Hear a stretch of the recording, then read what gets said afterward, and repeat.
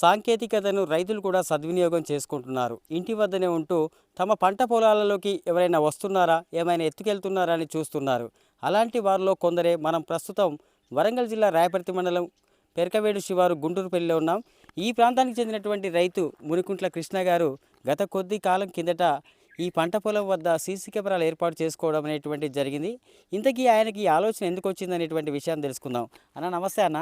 నమస్తే. ప్రస్తుతం అయితే ఇళ్లలో సీసీ కెమెరాలు పెట్టుకోవడం చూసాం, లేకపోతే ఇంకా వేరే ప్రాంతాలలో ఆఫీసులలో కానీ ఇలాంటి ప్రాంతాల్లో మీ పంట పొలానికి మొక్కజొన్న కాడ సీసీ కెమెరాలు పెట్టడం ఏంటి? గత సంవత్సరం కెనాల్ నీళ్ళకి మేము మోటార్లు వేసుకొని నీళ్లు పెట్టుకుంటున్నాం. అయితే నడి రాత్రి ఎప్పుడు వస్తారో తెలియదు, వచ్చేసి మోటార్లు ఎత్తుకొని పోయారు. ఒక్కొక్క మోటార్ వచ్చేసి 25,000 30,000 అవుతున్నాయి. 2 మోటార్లు ఎత్తుకుపోయారు గత సంవత్సరం. నాది ఒకటి, మా అన్నది ఒకటి, 2 ఎత్తుకుపోయారు. దానివల్ల ఈ సంవత్సరం 15,000 12,000 ఖర్చు అయినా చేనికేడ సీసీ కెమెరా పెట్టుకుంటే అందుబాటులో ఉంటుంది. మనకి ప్రతి క్షణం మనం ఎక్కడున్నా, నువ్వు వరంగల్ పోయి ఇంటికాడుండు ఎక్కడున్నా అన్ని చూసుకుంటానికి అందుబాటులో ఉంటుంది. ఏది జరిగినా కూడా బాగుంటుందని ప్రతి ఒక్కళ్ళు ఇది పెట్టుకుంటే మంచిగా ఉంటుందని పెట్టుకున్నాం మేము. అంటే ఇప్పుడు 15,000 పెట్టి అన్నారు కదా, ఈ 15,000కి ఎన్ని కెమెరాలు వచ్చినాయి, అది ఎంత పాటు విస్తీర్ణాన్ని చూపించగలుగుతుంది? ఇది ఒక 12 13,000 అయింది.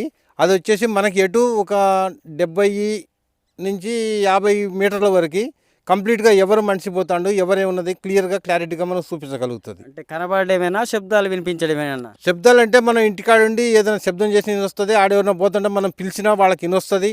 ఎవరన్నా కూడా వాళ్ళు కూడా మాట్లాడతారు. ఏదైనా అనుకూలంగా ఉంటుంది, ఎవరైనా పెట్టుకోవచ్చు. ఎందుకు మరి పంట పొలాల దగ్గర ఎక్కువ ఉండకుండా కూడా దీనివల్ల ప్రయోజనం ఏ విధంగా పొందుతారు? ఈ ప్రయోజనం ఇదేనండి, చేనుల కాడ ఏది ఉంటే అది ఎత్తుకుపోతారు. బాటమ్మటి చేనులు ఉన్నాయి, కెనాల్ ఉంది, చేను కాడ పైపులు ఉన్నాయి ఎత్తుకుపోతారు, మోటార్లు ఉన్నాయి ఎత్తుకుపోతారు. రేపు కంకులు ఆడబోసినా కంకులు ఎత్తుకుపోతారు. ఏది పడితే నష్టం చేస్తారు, జొన్నలు ఎత్తుకుపోతారు.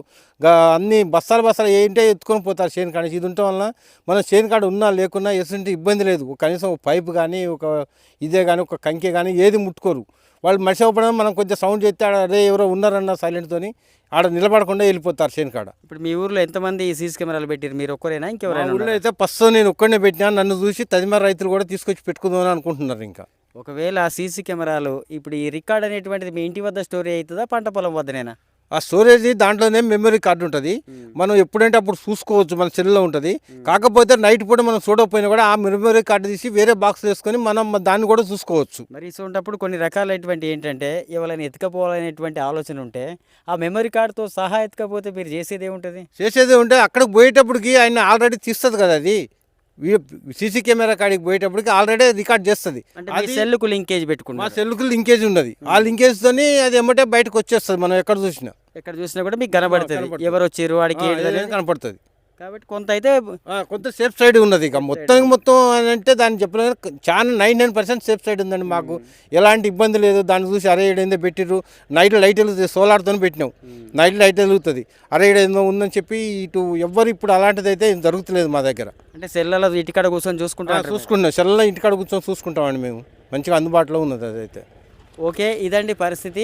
తన ఒక పంట పొలంలో ఎవరైనా వచ్చినా కానీ ఎలాంటి దొంగతనాలు జరగకుండా తను జాగ్రత్తగా ఉండేందుకు కోసం ఈ విధంగా సీసీ కెమెరాలు ఏర్పాటు చేసుకోవడం అనేటువంటిది జరిగింది.